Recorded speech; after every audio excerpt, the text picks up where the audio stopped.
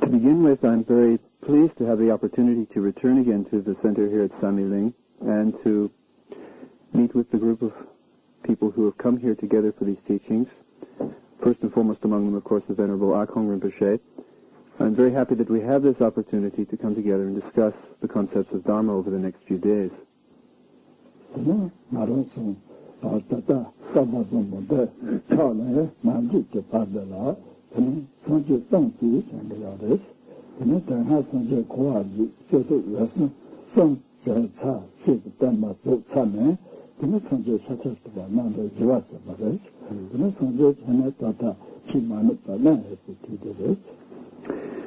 During this particular kalpa, or age in which we live, from the time that this kalpa began until the time in the far distant future that it will end, there will be a total of 1,000 Buddhas, fully enlightened beings, that will appear among us.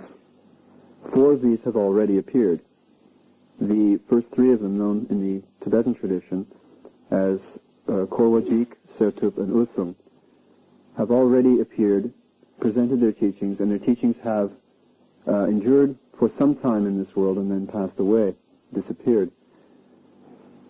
The 4th Buddha, Shakyamuni, of course, appeared several thousand years ago among human beings, and the teachings which this 4th Buddha in this series of 1,000 delivered, presented to people, are still accessible to us. We are still in the period of time then, in the aftermath of the advent of this 4th Buddha.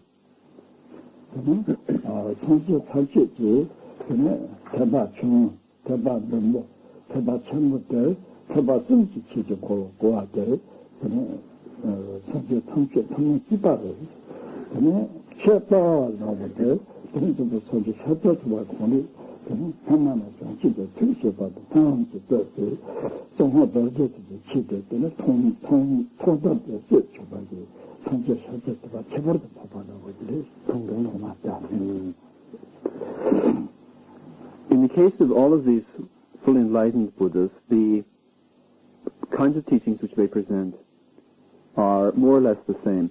That is to say, each and every Buddha will present teachings upon the levels that we know as the Shravakayana, the Pratyeka Buddhayana, and the Bodhisattvayana, the ordinary teachings of the Hinayana and Mahayana vehicles. All of these 1,000 Buddhas, all Buddhas that ever will appear, ever have appeared, all of them teach in the same way in presenting these teachings. The particular distinction between many other Buddhas and Shakyamuni was that due to the Buddha Shakyamuni's aspirations and resolve, due to the particular circumstances into which he manifested, he was able to present the teachings we know as the Vajrayana, the Tantras, on a fairly public, widespread level, which is not the case with other Buddhas. It is not always the case, it is very rarely the case, in fact, that a Buddha can present the teachings of the Vajrayana so explicitly.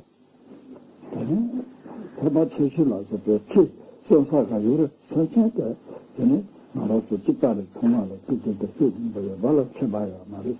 내나요 소스 라이트 떡지 그는 뭐 라도 타서 내가 타서도 그래.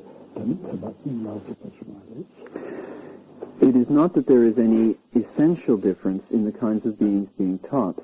In fact, this is the one universal, that each and every sentient being, each and every unenlightened being that is a possible candidate, we might say, for enlightenment, that may receive a Buddha's teachings, each and every being has what we call Tathagata Garbha, has the Buddha nature, the fundamental nature of their minds as the potential for enlightenment. However, on a practical level, there are many different degrees of individuals. Because of the power of the karma limiting that individual's mind, certain people, certain individuals may be less sensitive or less acute in a spiritual sense than others. And so, because of this gradation of capabilities, aspirations, inclinations, and so forth, a successive graded path of teachings, Hinayana, Mahayana, Vajrayana, and so forth, must be presented.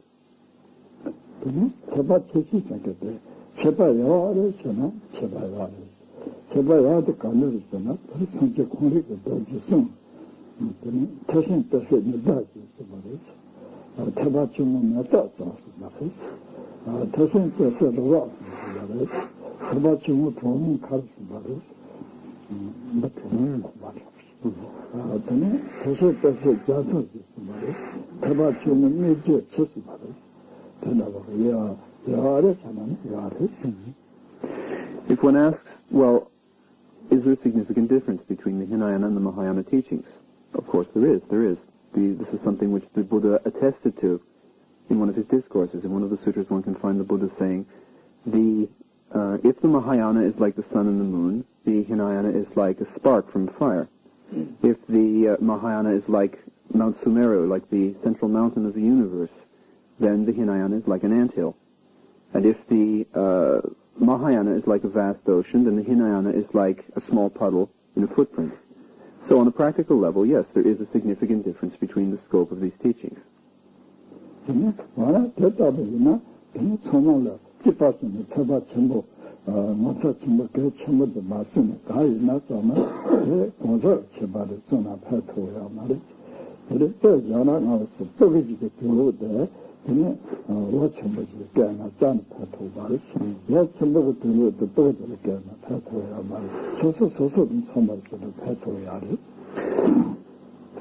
One may say, well, why in that case this was not simply extol the Mahayana to the exclusion of everything else and forget about even acknowledging other levels of teaching such as the Hinayana? Well, the point is that would be to throw out something valuable without taking into account its very practical utility. If we have a child and we try to clothe that child in the clothes of an adult, they're obviously not going to fit. They're simply not suitable for that child at that stage of its development. On the other hand, if we take the clothes of the child and try to clothe an adult in them, again, it's not going to work. Each stage of life has its own particular needs, its own particular requirements, which are suited to that stage of life. And the same could be said as regards spiritual development. There are teachings which are appropriate, which are necessary at certain stages, which are not at others.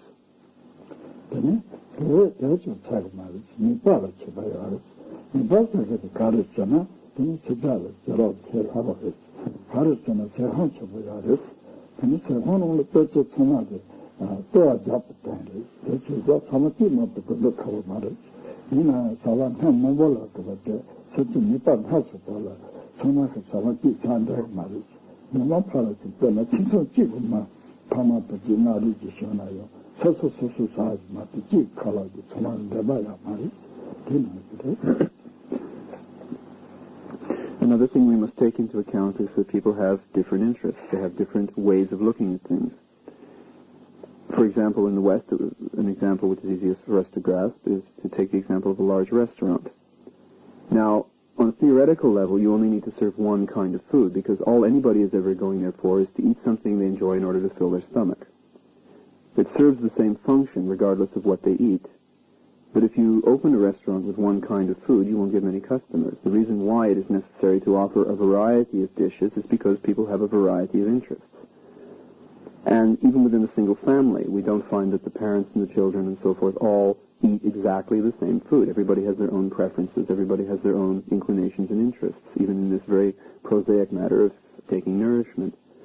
And the same can be said for spiritual teaching. People have different inclinations, different kinds of interests and motivation which involve them in spiritual practice, and they require teachings which will accommodate that variety of motivation.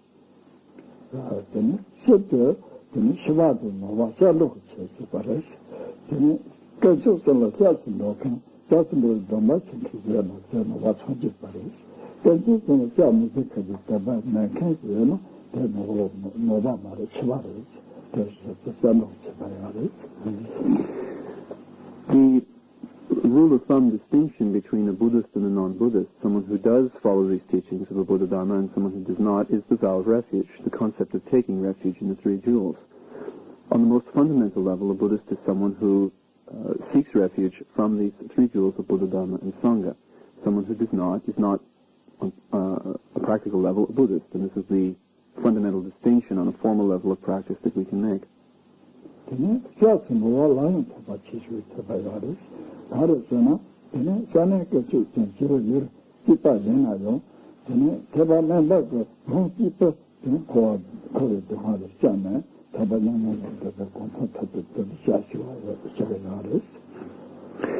Even in this fundamental concept of taking refuge, though, as the criteria for distinguishing between someone who does consider themselves a Buddhist and someone who does not, there is what we might term a distinction between the Hinayana and Mahayana attitudes of taking refuge.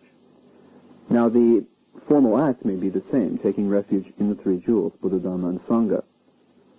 But in the case of a Hinayana mentality, this is the act of taking refuge for one's own benefit, in order to simply liberate oneself personally from the cycle of rebirth, from the cycle of samsara, and to attain enlightenment oneself.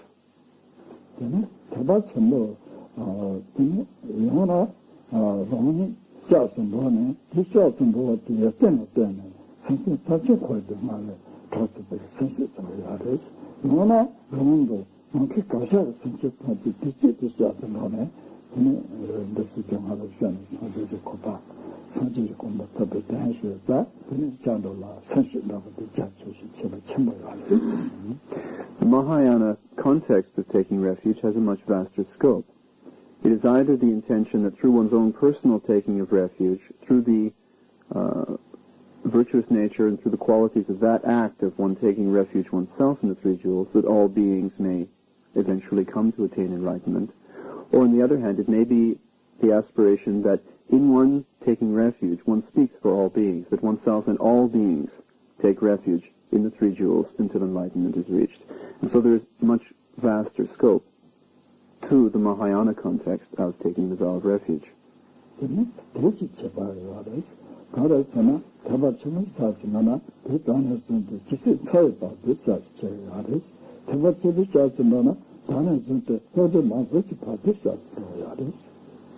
There is also a difference with regards to the time scale that is involved. In the case of a Hinayana mentality, the person taking refuge from this point of view takes refuge for a temporary period of time, from now until death. For the rest of this life, one takes refuge in the three jewels. And this is in fact incorporated into the ceremony where it says, I, from now until I die, as long as I live, take refuge in the three jewels.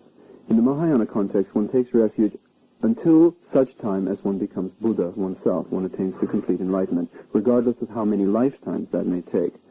The scope is that one is taking refuge from this moment on until one attains complete enlightenment.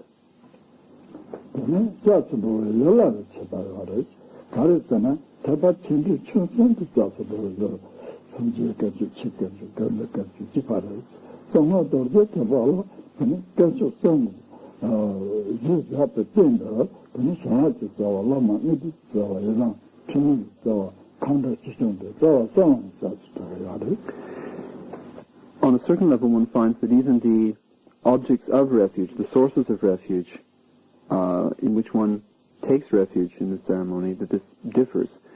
In the levels of Hinayana and Mahayana, the three vehicles of the Shravakayana, Pratyeka Buddhayana, and the Bodhisattvayana, the three jewels, Buddha, Dharma, and Sangha, are the principal sources of refuge. In the case of tantric practice, however, based upon this act of taking refuge in the three jewels, there is also the act of taking refuge in what are known as the three roots or sources. The gurus, one's personal guru and the lineage gurus, as the source of blessing and spiritual power, the yidams or meditational divinities as the source or root of accomplishment, and the dakinis and dharma protectors as the source of enlightened activity to clear away obstacles on one's path. And so in tantric practice there are in fact these 6 sources of refuge which form an integral part of the ceremony of taking refuge.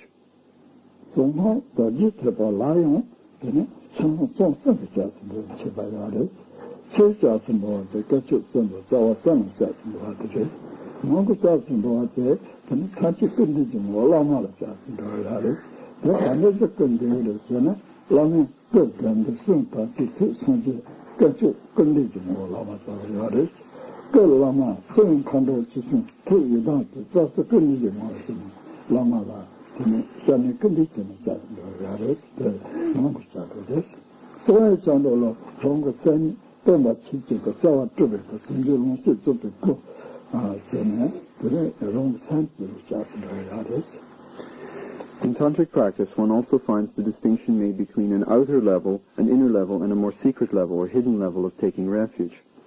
The outer level is the the ordinary act of taking refuge in the three jewels and the three roots, the Buddha, Dharma, and Sangha, and the gurus, divinities, and protectors. The inner level is where the Vajra Guru, one's own root guru in Vajrayana practice, becomes for one the embodiment of these sources of refuge, and one takes refuge in the guru as the union of, as a quintessence of all of these sources of refuge. In the case of the three jewels, the guru's physical presence is the expression of the Sangha. The guru's speech and teaching is the expression of the Dharma. And the guru's mind is the expression of Buddhahood, of enlightenment itself. And therefore the guru represents the union of the three jewels. In the case of the three roots, the three sources of Vajrayana refuge, the guru's physical presence is, of course, the guru. The guru's speech is the activity of the dakinis and dharma protectors, and the guru's mind is identical with the divinity, with the meditational divinity or yidam upon which one meditates. And so the inner level of Vajrayana refuge is taking refuge in one's guru, one's personal Vajra Guru, as the union of the three jewels and the three roots, these six sources of refuge united in the single presence of the guru. In the case of the secret level of taking refuge, this is taking refuge in one's own mind. This is experiencing the emptiness of one's mind as the Dharmakaya, the clarity and lucidity of one's mind as the Sambhogakaya, and the dynamic, unimpeded manifestation of one's mind as the Nirmanakaya. And to be authentically able to take refuge, that is to say, to recognize and experience those qualities of mind, is the secret level of Vajrayana refuge.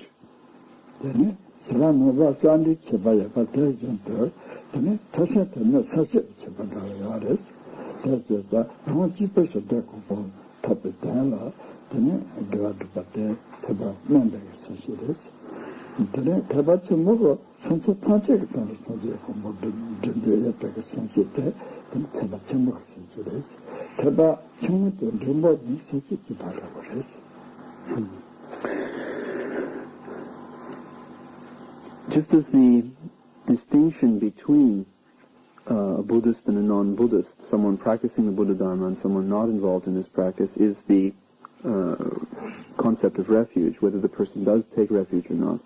In the same way, the rule of thumb for distinguishing between the Hinayana and Mahayana is the scope of the motivation. A Hinayana mentality is one in which one is practicing whatever one does as one's practice of Dharma for one's own benefit, simply to liberate oneself. The Mahayana mentality, on the other hand, is to practice that for the benefit of all beings, in order to liberate all beings. Now the Hinayana then, referring to the Shravakayana and the Pratyekabuddhayana, on both of these levels the fundamental consideration is the same. It is a personal or egotistical one. One is simply concerned with one's own personal liberation. The distinction between that and the Mahayana attitude is that on the Mahayana level, the liberation of all beings becomes as important as one's own liberation.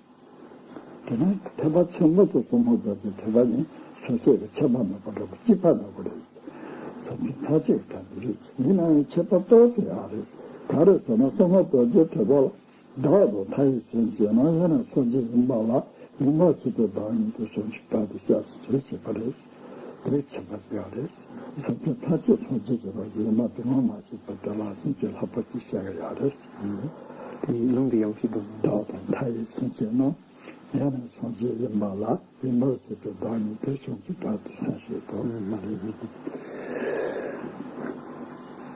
While it might be said that the Mahayana and Vajrayana approach the goal of enlightenment from the same point of view, that is to say that they both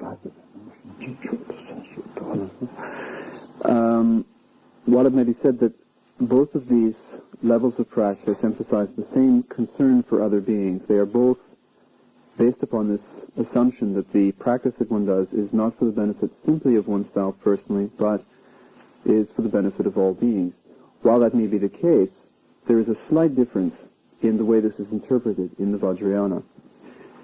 In the Vajrayana, it is understood that oneself and all beings are Buddha, are already enlightened in a sense, but that there is some lack of recognition of that. And the way in which one develops one's bodhicitta in Vajrayana practice, in the practice of Tantra, is to develop it based upon this understanding, based upon this assumption that oneself and other beings, all beings, are already enlightened, and that the only point is the enlightenment that is already there must be perceived. There is simply a lack of recognition at this point.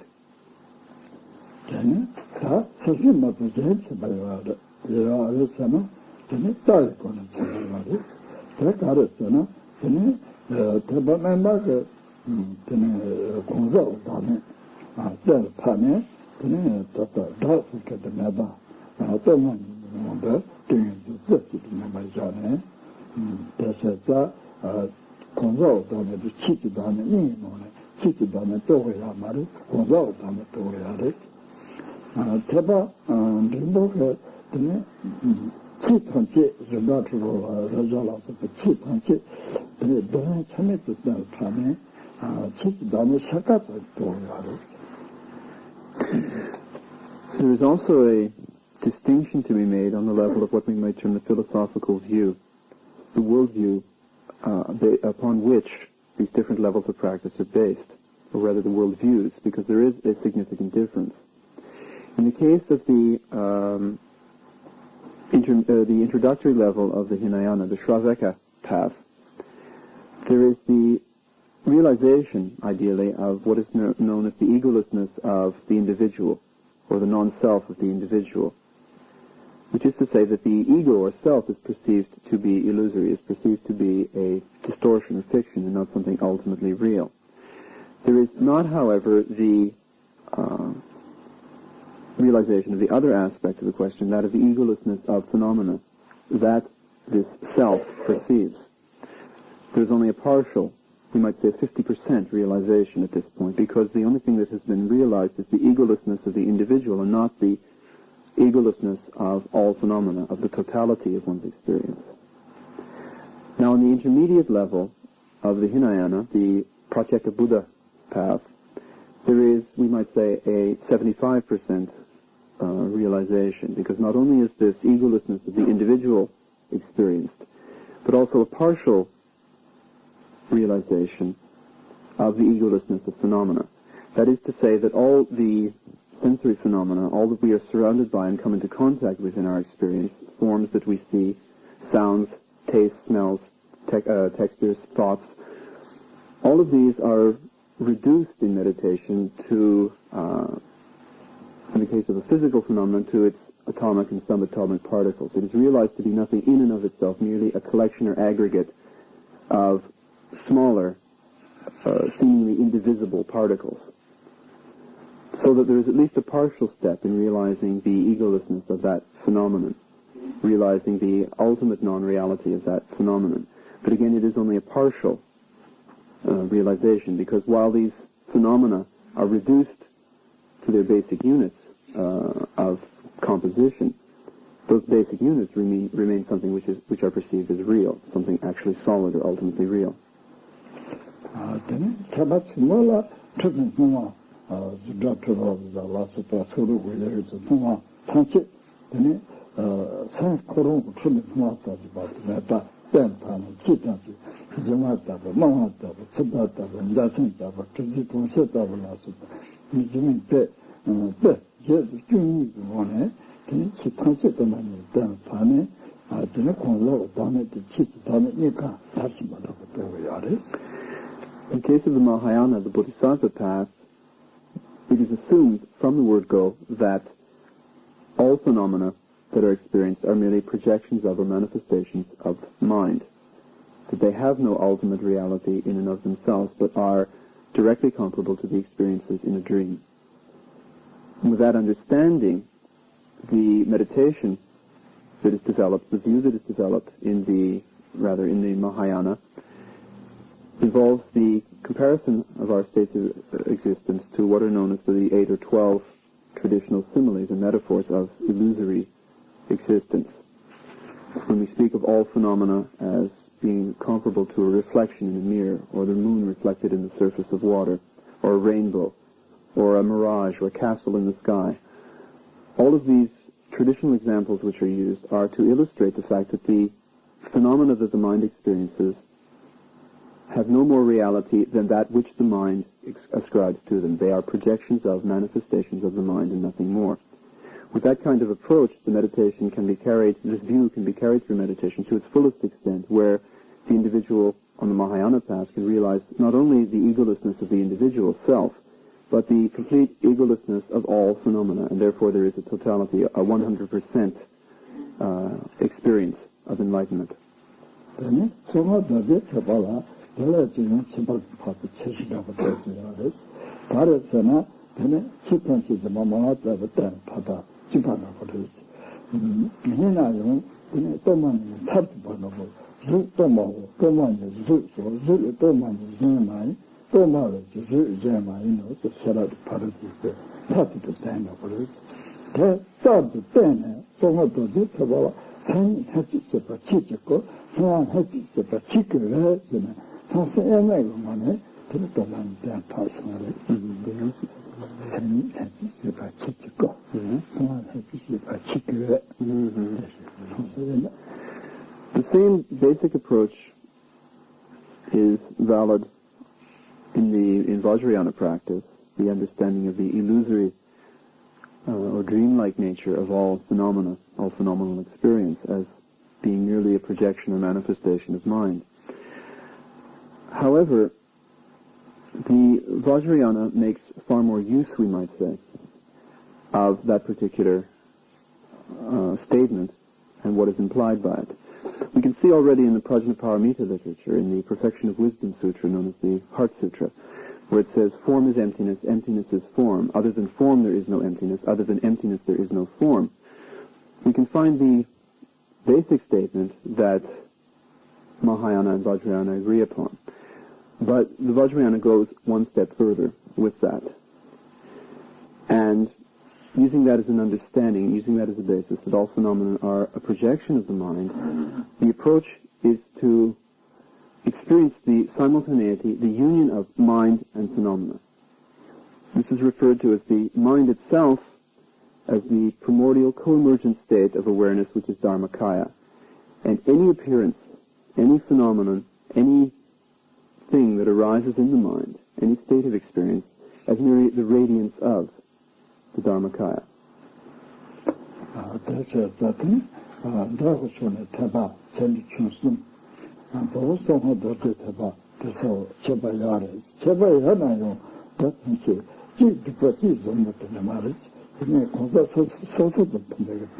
가지 팬톤을 대사하게 내가 진짜도 백원저기는 내가 진짜도 대사하게 대답을 고나고들 사이 내리 진짜 사이즈는 나보다 더 기빠르다 내리 진짜 사이즈는 소소소소 가지 파야나 뜻하고요.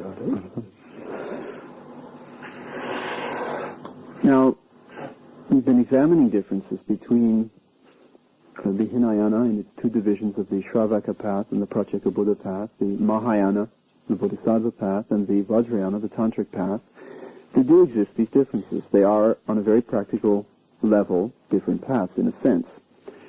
This is not to say that one should assume, therefore, that one is good and the other is bad, that there is a pejorative statement implied in saying that there is a difference.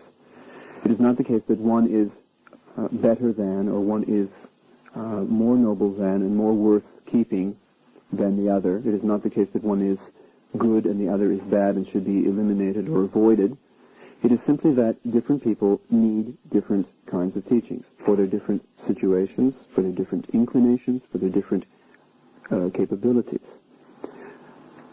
While the purpose of giving medicine is to eliminate disease, you do not give the same medicine for each and every disease. Each specific disease requires its specific medicine. In the same way, each specific person's spiritual needs require them to take a certain kind of medicine. A person whose spiritual needs in their situation require the Hinayana teachings should, in fact, rely upon, should ingest the Hinayana teachings in order to cure themselves of their sickness.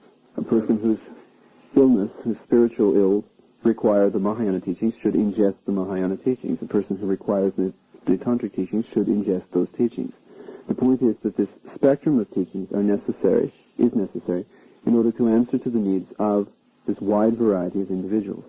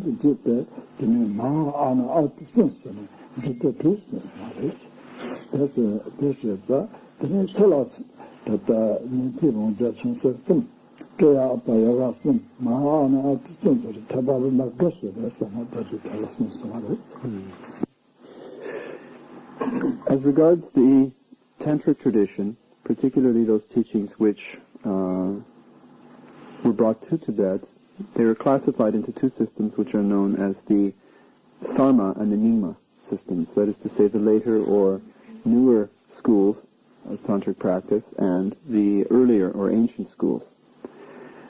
There is a slight difference here on the classification of the teachings. The essential meaning of the teachings is not different, but the particular way on a practical level that these teachings will be presented depends upon whether one is following a Sarma school, a new school, or the Nyingma school. It's worth noting that on the level of the Hinayana and Mahayana teachings that these schools present, there is no difference. The same presentation of the Shravaka path, the Pratyeka Buddha path, these two levels of the Hinayana, of the Bodhisattva path, of the Mahayana, these are identical in all cases. What does differ is the way in which the Tantric teachings are classified and presented.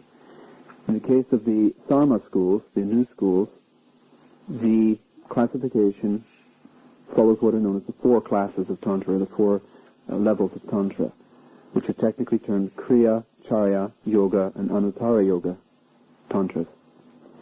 In the Nyingmapa school, the Nyingmapa system, there is reference to what are called the 6 Tantra classes, because the outer Tantras, or lower level Tantras, which correspond to the first 3 of the Sarma Tantras, are called Kriya, Upa, and Yoga, instead of Kriya, Charya, and Yoga. The second one is termed Upa Tantra instead of Charya Tantra.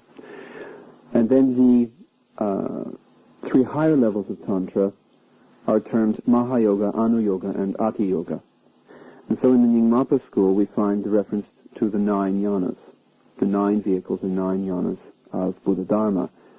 The first 3 being the Shravaka, Pratyeka Buddha, and Bodhisattva yanas. The next 3, the intermediate 3, being the Kriya Tantra, Upa Tantra, and Yoga Tantra. And the final 3, the highest 3 levels, being termed the Mahayoga, Anu Yoga, and Ati Yoga Tantras. 되네. 산이 지바인데 나서 다들었잖아. 되네. 산에가 자유지, 셰비지, 란지지, 지분다도 니마가 돼야 아빠야가 된대. 이 다들 맞지 담지바래. The similarity that can be seen is that while there are slightly different technical terms used to describe these first three levels of Tantra, for example, in the case of the Sarma school, them being termed Kriya, Charya, and Yoga, and in the Nyingma school, them being termed Kriya, Upa, and Yoga. Nevertheless, the level of experience to which they relate is identical in both cases. There is no difference on any essential level of the experience that is generated by these practices. In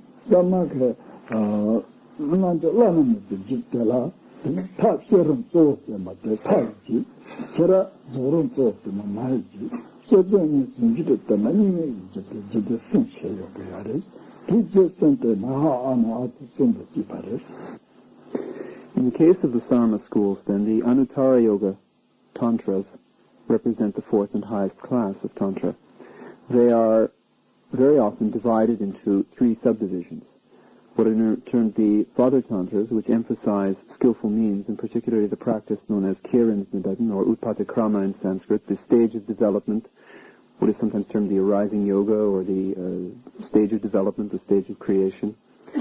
And the second level, which is termed Mother Tantra, which emphasizes the wisdom aspect and the development of Dzogrim or Sampanakrama, the stage of fulfillment, and the non-dual or union tantras, literally non-dual tantras, which represent the combination of integration of these two stages of practice and the principles of skillful means and wisdom being emphasized equally in integration. And so we have the father, mother, and non-dual tantras of this, as subdivisions of this fourth class of Anuttara Yoga. These classes of father, mother, and non-dual tantra correspond exactly to Mahayoga, Anu Yoga, and Atma Yoga in the Nyingma system.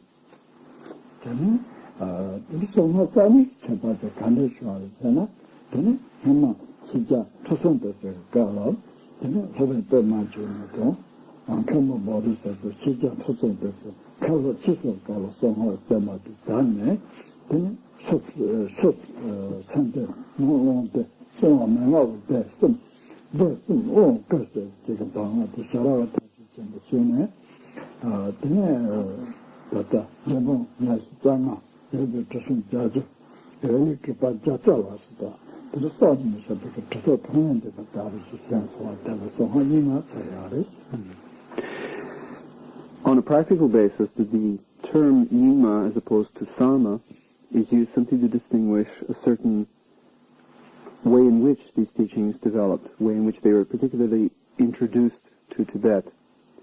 In the case of the Nyingma school, this refers to the teachings that were brought to Tibet during the earliest wave of Buddhist transmission from India. This occurred during the reign of the king Trisang Detsen and took place under the spiritual auspices of many teachers, principally the Tantra Guru Padmasambhava and the Indian abbot Shantirakshita. And under the auspices of this king and these two religious figures from India, the Pandit and abbot on the one case, on the one hand, and the Tantra Guru on the other, the transmission of Buddha Dharma began through the interaction of Indian Pandits and scholars with Tibetan translators. And there are certain kinds of teachings which are particular to this Nyingma system. There's one presentation of Dzogchen teachings, of Mahāti teachings, which are known as the three classes, or the three categories. The first of these being called Semde in Tibetan, which means the category of mind. The second being called Longde, rather difficult to translate, but something like the category of space, of a certain realm of experience or a certain space. And the third, which is termed Mengot De in Tibetan, which means the category of specific instructions, or pith instructions. And these and many other teachings were translated and introduced to the Tibetan people at this point. And a tradition developed, a tradition was established, which was transmitted over generations, in which countless numbers of people became involved, and through which countless numbers of people attained to states of liberation and enlightenment. And this earlier system of Buddhism, which began at the time of this king and these Indian teachers in Tibet, is known as the Nyingma system, the old or early school.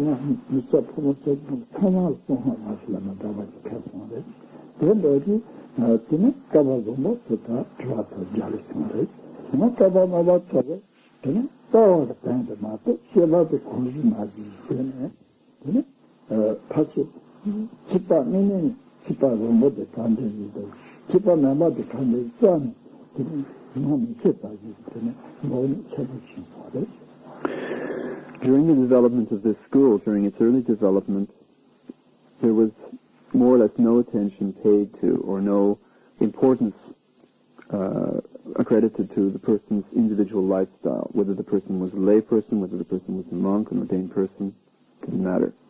The point was that one developed, based upon a certain view, a certain worldview or philosophical view, one developed meditation through receiving direct instructions from one's guru, using these, meditating intensively with these instructions, and ideally attaining enlightenment, attaining to a state of realization, attaining what is the state which is known as the rainbow body, whatever, carrying it through to its completion. Now, the difficulty that arose was that while many people were very fortunate to clearly understand the view that was being presented, clearly understand the instructions they were receiving, and were able therefore to attain these states of enlightenment, such as the rainbow body or the state of a siddha, on the other hand, many people became confused. Many people, through their initial misunderstanding of the view that was being presented, and through their confusion with having no guidelines of what constituted proper conduct, proper lifestyle, the way in which one conducted oneself in the world, they began to make very fatal errors and confuse what was correct practice with what was just ordinary, meaningless activity, worldly activity. At a certain point, then, the situation in Tibet had developed to the point where it was very difficult to distinguish between someone who was a pure practitioner of Dharma and someone who was either a charlatan or misguided, simply did not understand what they were doing.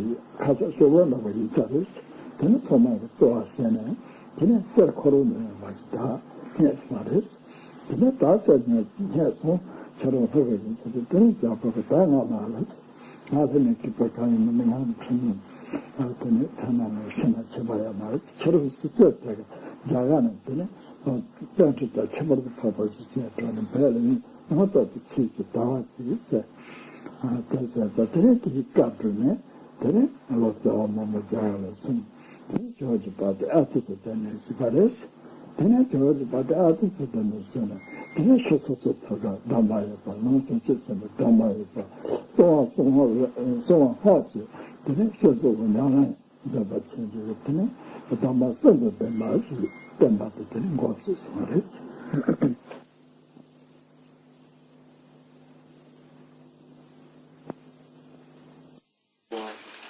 la situation. La force du pouvoir. Deuxième, c'est accomplissement. Moins de pas. Quoi? Pouvoir. Un découvert. Pouvoir, la force. Qui était pas wonder.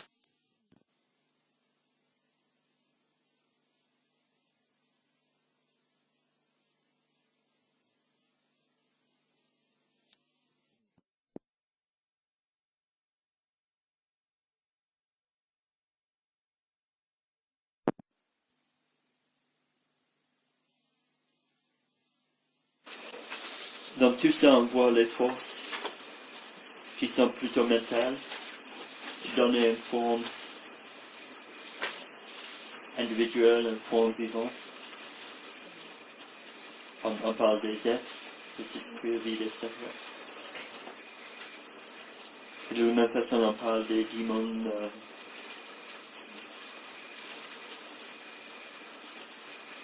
Mais tout ça, en fait, parle de la même chose qu'on parle. Que nous parlons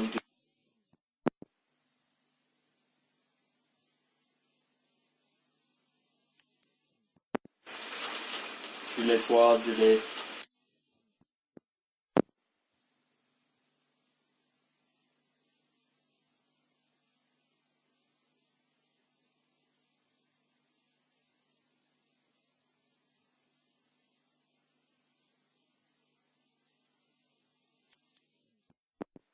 At a certain point, he was in a region which is now part of what we would call Kashmir.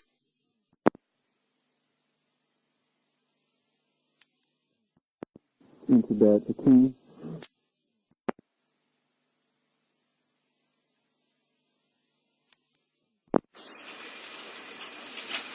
on devient possédé, comme tu peux dire. Possédé, on est possédé. On devient d'acquérir. On devient possédé. Non, possesseur. Ça dépend par la phrase. Ah ouais. En possession. Parce que possédé, c'est possédé, c'est possédé par les démons. On acquiert. De... On acquiert. On acquiert. On a...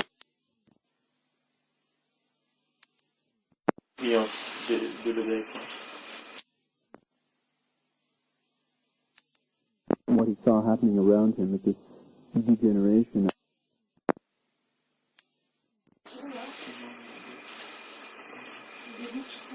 Ouais, ça arrive. Bon.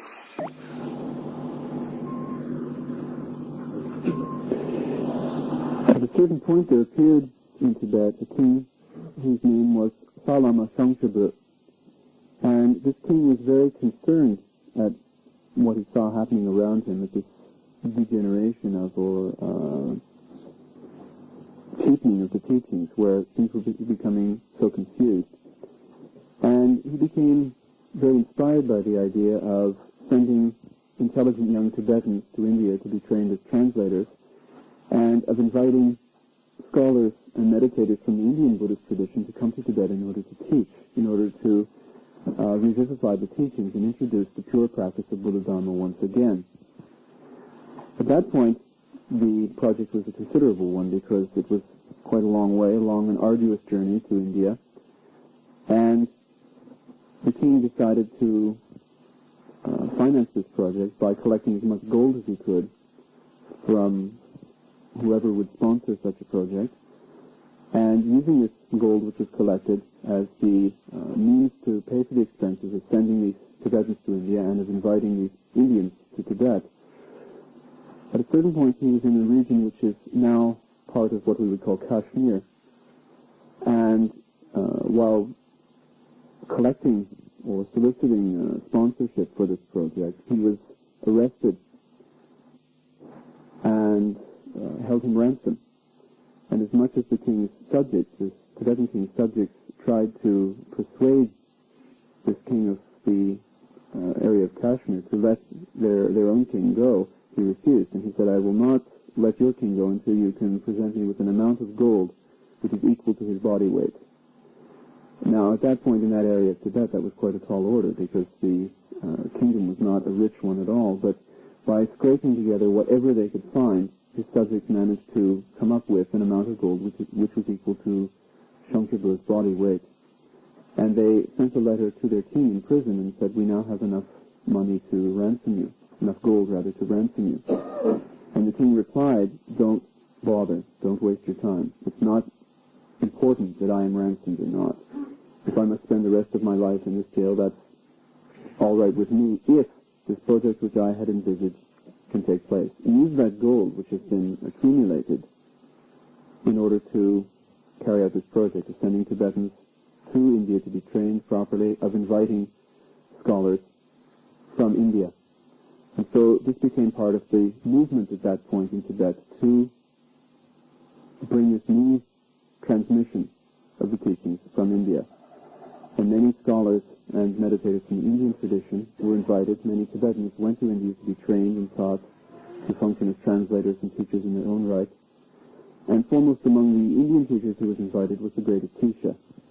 And from that time that Atisha and his contemporaries reestablished the teachings in Tibet, a certain model of spiritual practice, which is based upon the concept of the three vows, the three levels of ordination, came into being.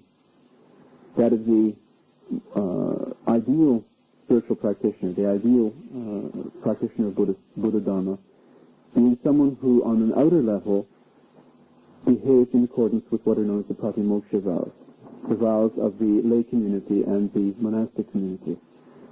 Whereas on an inner level, is motivated in accordance with the Bodhisattva vow of the Mahayana, while on a secret level was developing their inner experience in accordance with the Samaya or commitment of tantric practice. And from that time then, this serves as a model for spiritual practice, these three levels of ordination and involvement that the model practitioner should have.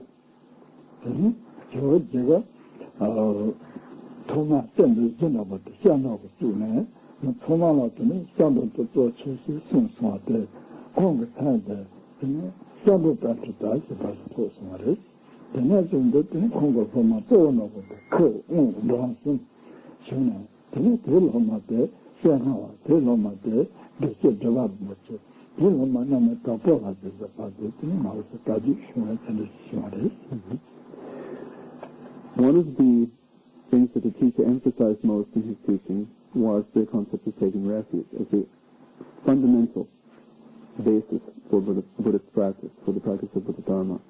In fact, he became so well known for his insistence upon refuge and the concept of taking refuge as a basis that he was known as the Refuge Pundit. People who didn't know his own personal name still knew him as the Refuge Pundit because he became so famous, so well known for his insistence upon and his emphasis upon this basic concept of Buddhist practice. His main students were three individuals whose names were Ku, Ngok, and Gum. They carried on the lineage then that Atisha established in Tibet. One of their main disciples was a Geshe whose name was Geshe Drepa, and it was Geshe Drepa who was one of the personal teachers of Gampopa, of the Kargi lineage. And so, in the case of the Kargi school, we can trace our origins back to these lineages of Atisha through Geshe Drepa, who was one of the root gurus of Gampopa.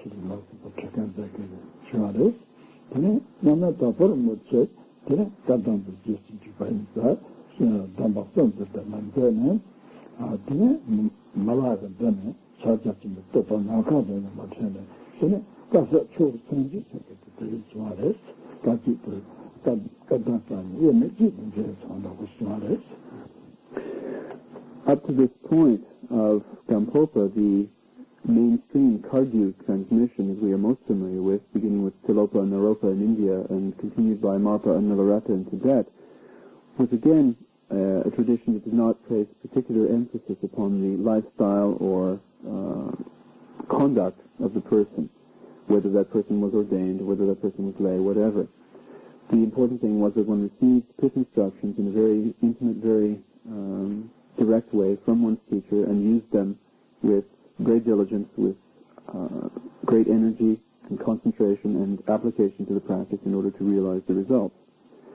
Now, at the point that Gampopa enters the lineage, he brought with him his training and his experience from the Kadampa system, which was the name of the system that started with the teachings of Atisha.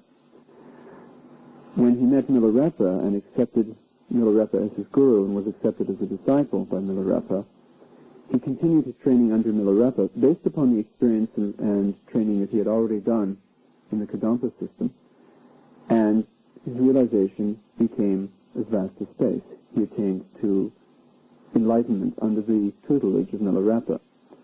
However, he introduced into the mainstream Kagyu transmission this element of the Kadampa training that he had, which emphasized not only the inner experience, but also the outer comportment of the individual. In the case of Gampopa, he was a fully ordained monk, a bhikshu, and the inner level of the motivation of the Bodhisattva yana, and so forth. And so at this point, the situation occurred which is referred to as the converging of two rivers, that of the Kadampa and that of the what we normally refer to as the Kagyupa school. And in fact, it was Gampopa who effected this blending or converging of these two rivers.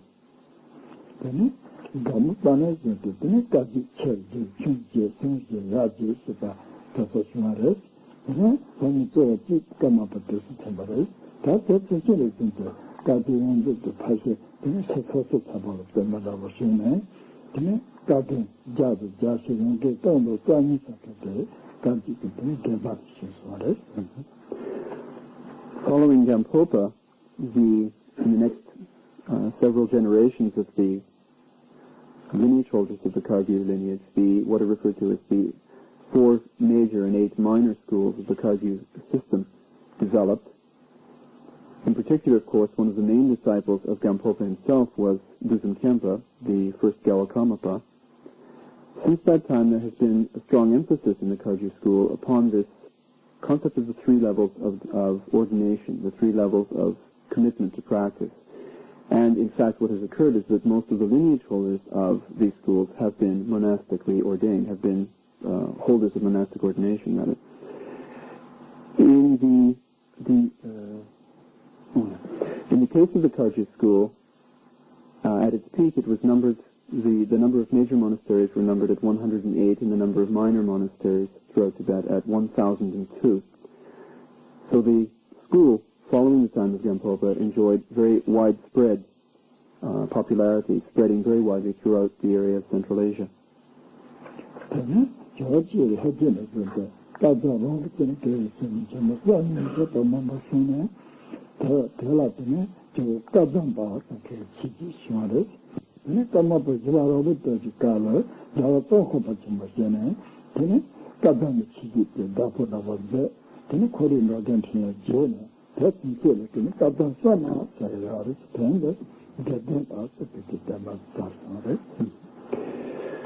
Now, at the same time that Gampopa was introducing this element of Kadampa training into the structure of the Kagyu transmission, at the same time the disciples of Atisha, from Geshe Drepa onwards, continued to carry on the mainstream of what was known as the Great Kadampa line, which remained in existence as a distinct lineage until the time of the 4th Gawakamapa, Ropé Dorje. At that time there appeared the great Tsongkhapa, who, using these Kadampa teachings as a basis, taking the transmission of the lineage upon himself, presented it in such a way that it became a distinct transmission in its own right due to his vast activity. And from that point on, it was known as the New Kadampa, to distinguish it from the tradition which existed from the time of Atisha up until the great Tsongkhapa's time. And what is sometimes referred to as the New Kadampa school, or the Gadempa school, is what we now know today as the Gelugpa school.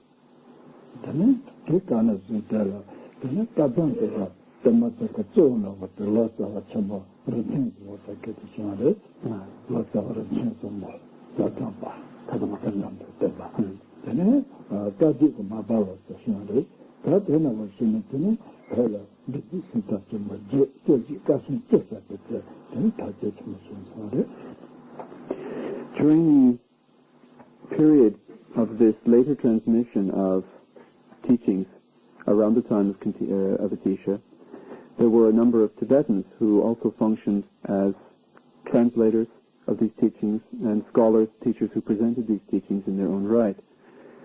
Of the Kadampa line, the most famous was a translator whose name was Rinpoche Zongpo. In the Kagyu school, of course, it was Marpa the translator who functioned in this way to bring teachings from India, translate them from their original languages into Tibetan, and present them as a codified, integrated system to Tibetans. Due to the activity of these different translators, they developed what are known as the 8 major schools of practice and the 10 major transmissions of scholarly exegesis of Buddhism in Tibet.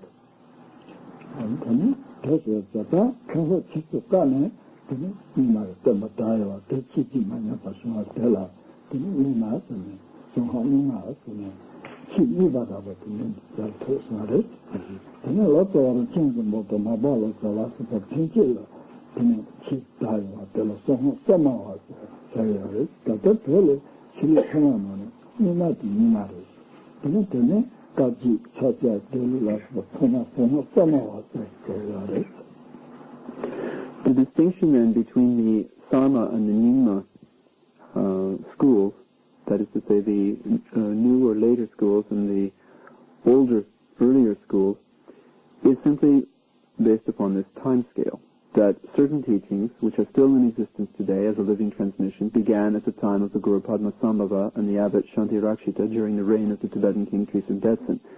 Those teachings which are dated from that time, from that introduction of Buddhism to Tibet at that early stage, are known as the Nyingma teachings, the old or the early teachings.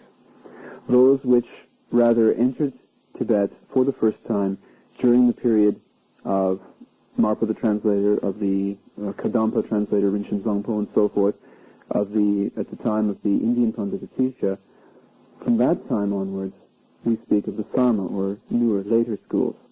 Now, on a practical level, the only distinct school now of Tibetan Buddhism, the Tibetan tradition of Buddhism, which refers to this earlier period, is what we know as the Nyingma school. This name has come to refer not only to a point of origin, but the actual school that we now know as the Nyingmapa system. The Sakyapa, Gelupa, Kagyupa schools are what we would term Sarma, because they date most specifically from the time of Atisha, of Marpa, of Rinpoche Zongpo, and so forth, this later wave of transmission.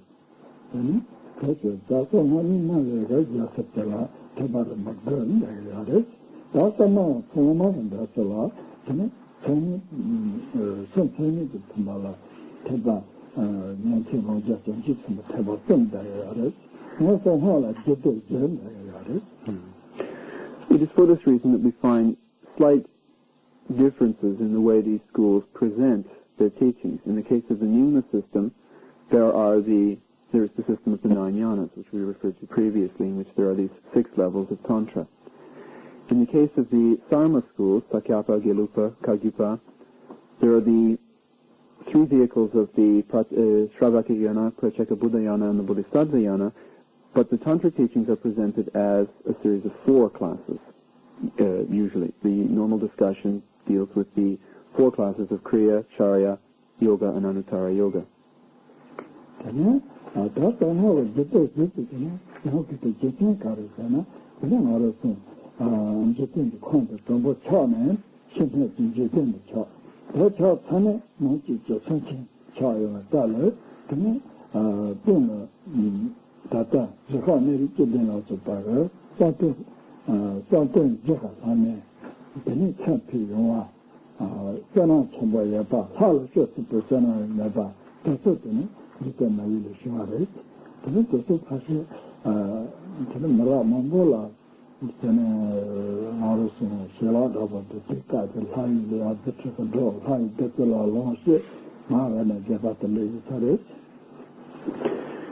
The particular origins of these 4 classes of Tantra are explained as follows.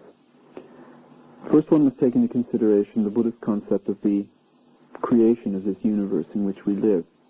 That before any beings inhabited this universe, there was a long period of physical formation where, due to the collective karma of the beings that would take rebirth in this realm, the various physical elements began to form and to take shape until such a point as there was a physical basis for life to exist, following which gradually the process of populating this universe, as it were, took place, of beings through their own individual karma coming into existence in this collective environment. In the case of human beings, the first humans, from the Buddhist point of view, were in fact gods of the form realm. The gods of the form realm are referred to as enjoying one of the four states of dhyana, or a kind of worldly absorption, a worldly state of meditation. There are 17 classes of these form gods, some of whom at that time were held to experience a certain decrease in their merit, which meant that they did not remain solely in that god's realm, but actually began to make contact with the physical plane of the human realm, or what would become the human realm. At that point, it was a very brief contact. These beings were not forced by their circumstances to remain there, to take nourishment there, or whatever. They still enjoyed very much the status of a god in the cycle of rebirth.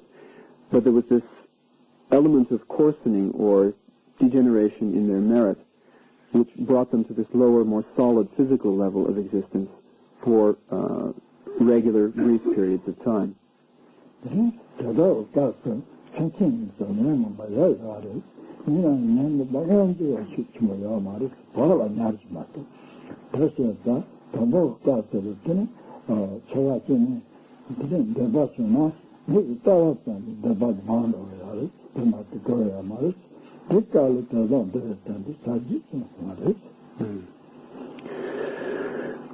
The process which brought these beings down to a more and more physical level of existence is divided into certain stages, which is understood from the point of view of the sexual relationships, the actual activity or relationship between the sexes.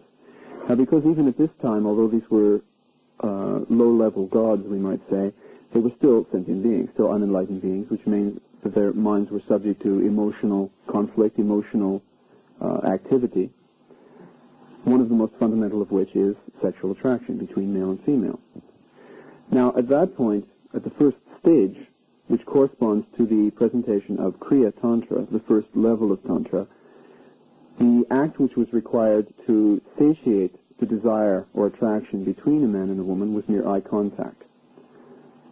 The emotions were subtle at that point. They were more or less latent, we might say. They were not as obvious or as overwhelming as human beings later came to experience. But at that point, mere eye contact was sufficient to satiate temporarily that desire or attraction which is felt between the sexes. That corresponds to the level of Kriya Tantra, the teachings presented which are in harmony with or in accordance with that particular level of emotional experience.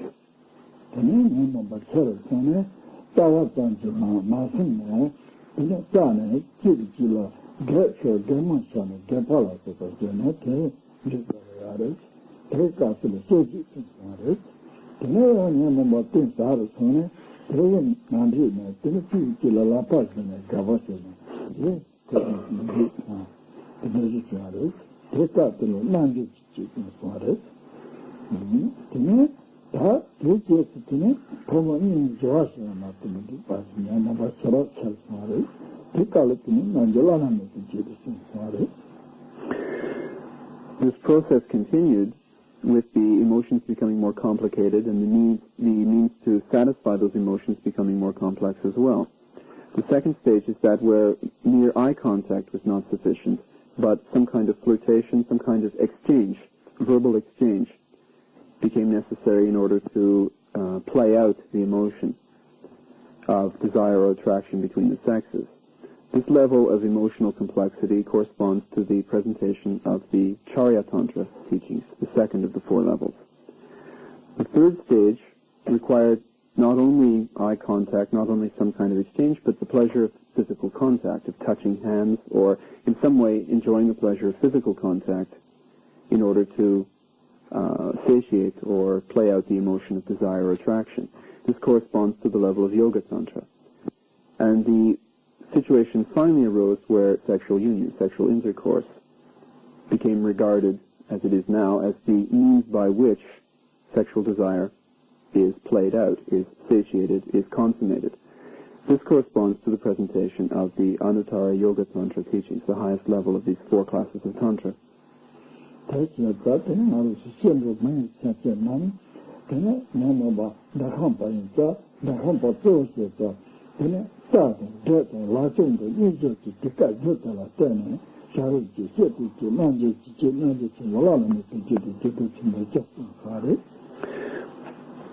And so the presentation of the 4 classes of Tantra, Kriya Tantra, Charya Tantra, Yoga Tantra, and Anuttara Yoga Tantra, is seen as related to this progression of human beings as beings in the desire realm.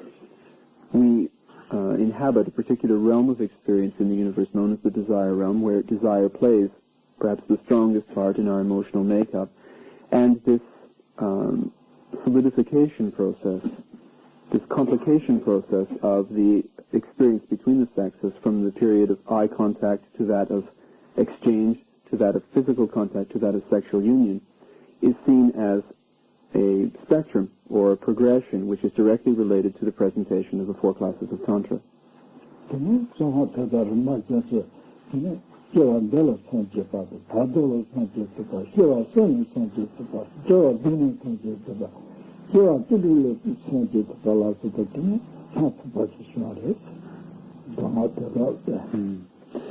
Based upon these kind of instructions, then, different models for spiritual practice developed. The concept of very rapid attainment of enlightenment, ideally within a single lifetime, failing that within or during the bardo state, or the after-death state between death and rebirth, failing that within 3 lifetimes, or within 7 lifetimes, or within 16 lifetimes, on a cosmic scale, a very rapid attainment of enlightenment through the various levels of the Tantric teachings.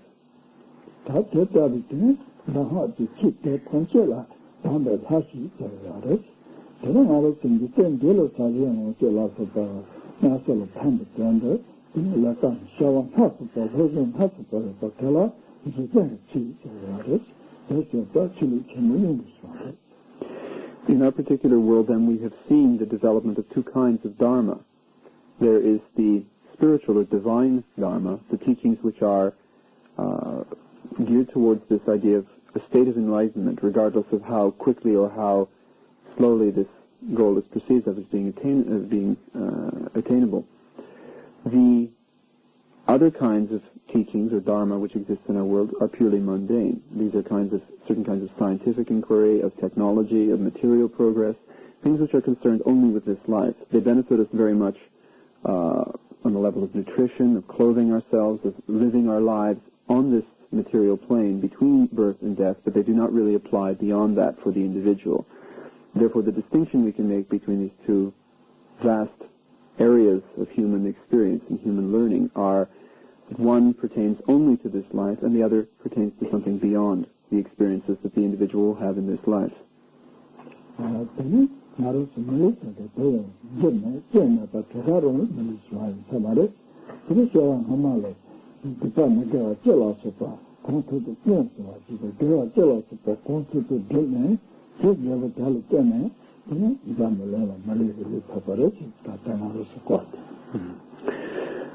The fact that we have this human existence in this particular situation is not something that came about by chance. It did not happen at random. It did not just pop out of nowhere. There are reasons to account for the fact that our mind is experiencing this particular kind of rebirth in a human state at this particular time. This is, on a general level, best explained by the karmic nature, the karmic makeup of the individual. That at some point in previous existences, positive virtuous actions were committed, resulting in positive virtuous karmic tendencies, which predominated to the point in that individual's makeup that that individual now finds himself or herself, here in this human realm, in this human body. This is a superior state, a fortunate state of existence, which could only come about through that kind of positive or virtuous karma in operation.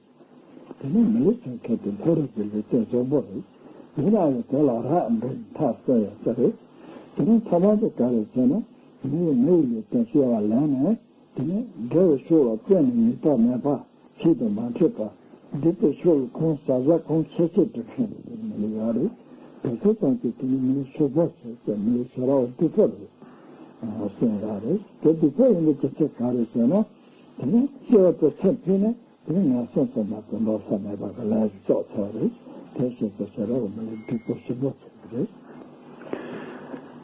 Now, it is not simply that being human per se is so extraordinary. It is true that the human realm of experience is one of the higher, more fortunate realms of experience within the cycle of rebirth, but it depends upon how that human rebirth is being used. Based upon that kind of consideration, we can distinguish certain people who have a very inferior kind of human existence.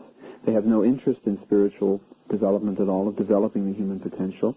They have no interest in behaving in a decent way. Some people seem to spend their lives in a very negative way.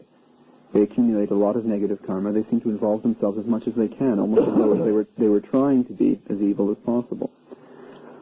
They are in fact turning away from this whole concept of virtue, of spiritual development and so forth, almost as though on purpose, and spend their lives in a very negative way, causing a great deal of harm to themselves and others.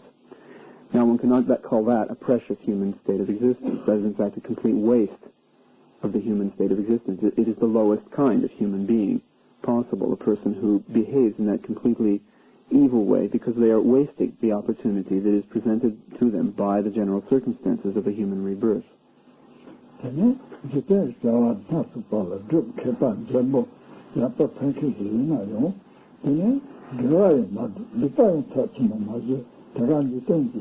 저 동발이네 셔버려나 지금은 제보를 가르쳐나 걸 리포트 못 나가니까 무슨 또할 리포트 시작 말이 드라마 보니까 소리 리포트 시작 말이 리텐데 뭐지라니까 물론 제보스 In the case of such an individual, the only future that they can expect is the rebirth of that consciousness in a lower state of increased suffering and confusion. Now, there are many people, the vast majority of people, who spend their lives in a very mediocre way. They're not particularly evil people at all. They're perfectly good people. They pass their lives in a perfectly decent way. But again, there is no spiritual element. They're not thinking of anything beyond this life, and all that they accomplish takes place within this life, and there's nothing to show for it after. There's no particular benefit. There's no particular harm. They're not bad people. They're not particularly good people either, in any spiritual sense of the word. They don't accomplish anything beyond the context of this life. They pass their lives in a very mediocre way, and the result is to be expected, very mediocre. They do not fall into some horrible lower realm of experience. They do not attain to some vastly superior state of existence. Their next state of rebirth will be a very mediocre one without any particular distinguishing characteristic, because that is the way they pass their lives.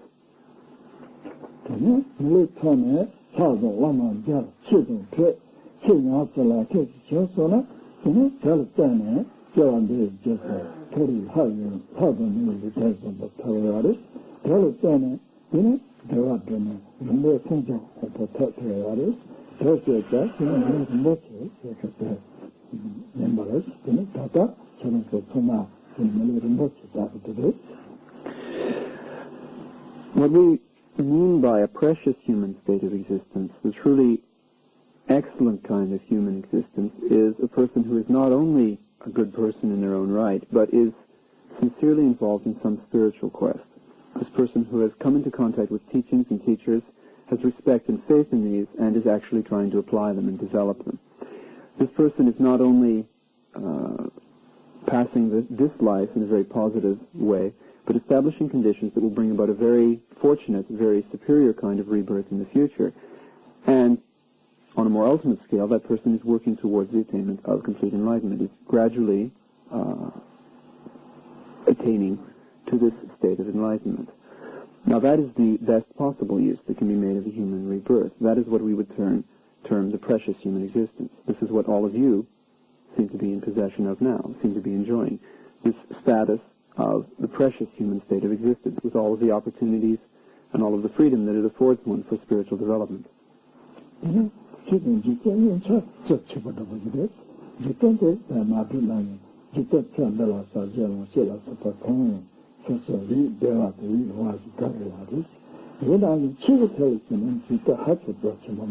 chitsu tsuyare.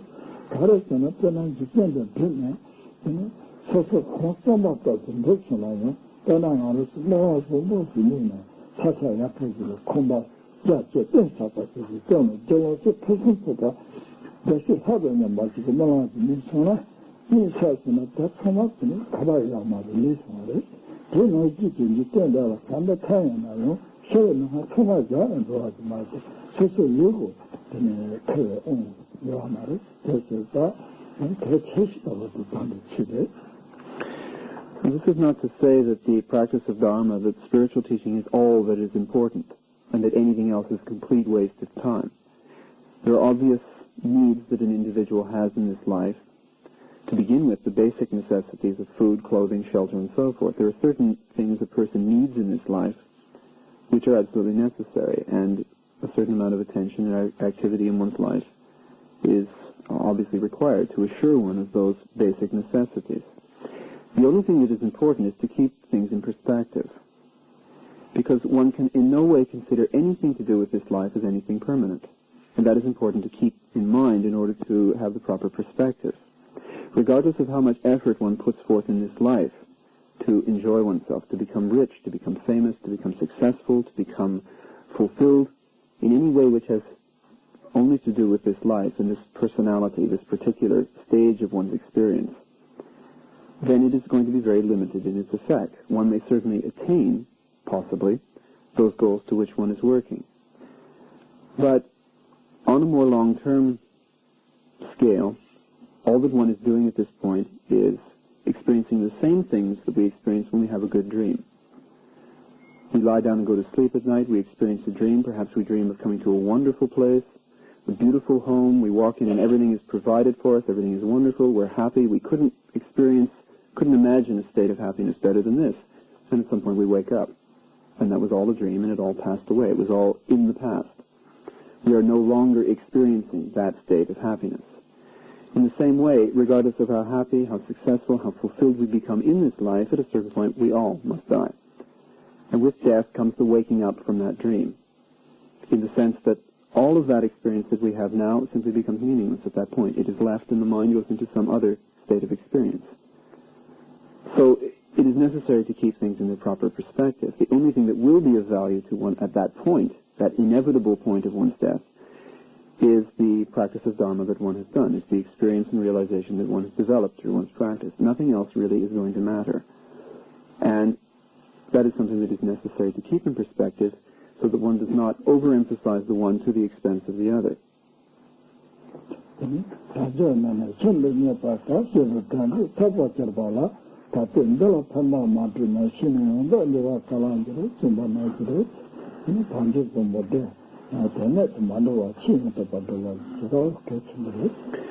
Just as Shantideva said in his Bodhacharyavatara, once one has come to this very fortunate state of human existence with its opportunities and its freedom, if one does not make use of that opportunity, but instead waste it, how can one ever hope to have such a precious opportunity again? The point is that this opportunity is not only a very special one, it is a very rare one.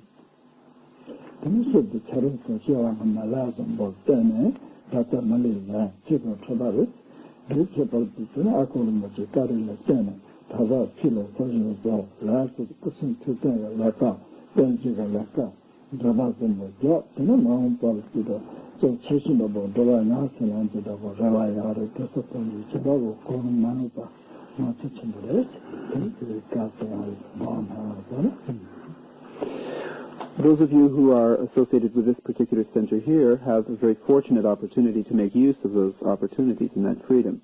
Under the guidance of the Venerable Akong Rinpoche, the center here has been developing in many ways, from the point of view of the teaching activities, from the point of view of the construction of sites for the future form, speech, and mind symbols of enlightenment to take shape.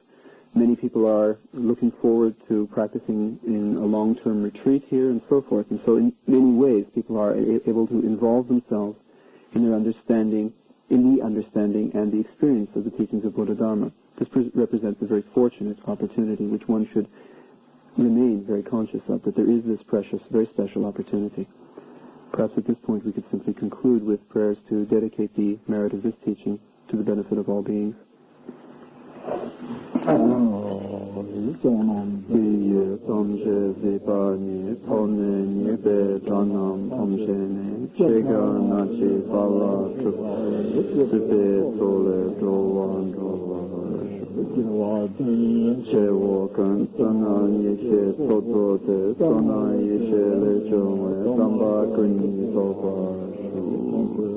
Rinpoche, che panan chukroje, che pa nyamba me pa don kone kondu se shape pembana kanya yoma deche chung sache malu sosa che chane nyurdu sanje